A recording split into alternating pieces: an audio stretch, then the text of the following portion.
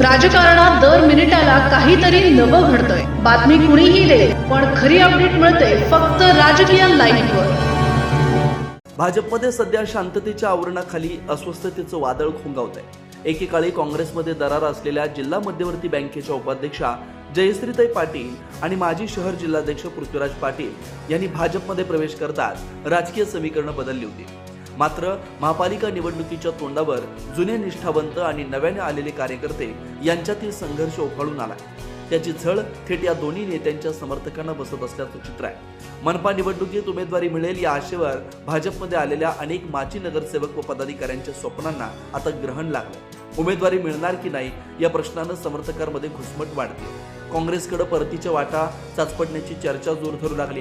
काँग्रेसच्या वरिष्ठ नेत्यांशी गुप्त भेटीगाठी चर्चा सुरू झाल्याचं वृत्त राजकीय वर्तुळात कुजबुजलं जातंय। विधानसभा निवडणुकीत काँग्रेसकडून उमेदवारी नाकारल्यानं जयश्रीताई पाटील यांनी बंडखोरी केली, निलंबन पत्करलं आणि 6 महिन्यात भाजपचा झेंडा हाती घेतला।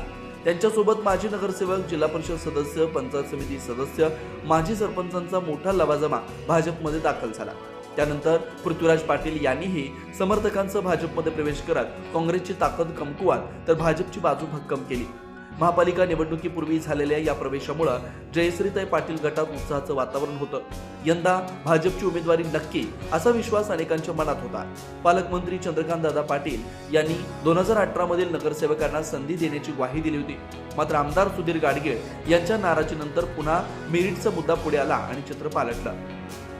भाजपनं उमेदवारी निवडीसाठी समिती स्थापन केली, पण या समितीत जयश्रीताई पाटील आणि पृथ्वीराज पाटील यांना स्थान देण्यात आलं नाही। त्यामुळे निर्णय प्रक्रियेपासून हे दोन्ही नेते दूर फेकले गेल्याची भावना निर्माण झाली।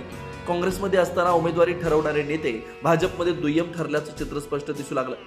सध्या भाजपकडे 525हून अधिक इच्छुकांचे अर्ज दाखल आहेत। जयश्रीताई पाटील गटानं 20 ते 25 जागांची मागणी केली, तर पृथ्वीराज पाटील गटाकडून 10 ते 15 इच्छुक रिंगणात आहेत। मात्र अद्याप कोणताही ठोस सिग्नल मिळाला नाही। उलट भाजपच्या जुन्या गटातील अनेकांनी ग्रीन सिग्नल मिळाल्याचा दावा करत प्रचारही सुरू केलाय।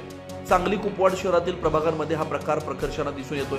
या पार्श्वभूमीवर जयश्रीताई पृथ्वीराज गटातील समर्थकांमध्ये तीव्र नाराजी पसरली आहे। ऐनवेळी उमेदवारी कापली गेली तर राजकीय कारकीर्द धोक्यात येईल अशी भीती माजी नगरसेवक पदाधिकाऱ्यांमध्ये आहे। त्यामुळे काहींना थेट काँग्रेसचे आमदार विश्वजित कदम, खासदार विशाल पाटील यांच्याशी संपर्क साधण्याची चर्चा आहे, तर काहींनी राष्ट्रवादी काँग्रेस, शरद पवार पक्षाचे नेते आमदार जयंत पाटील यांच्या मध्यस्थीनं भेटी घेतल्याचं बोललं जात आहे। येत्या 4 दिवसात भाजपनं उमेदवारीचा निर्णय घेतला नाही तर ही मंडळी पुन्हा स्वगृही परतण्याची शक्यता अधिक बळावतीये।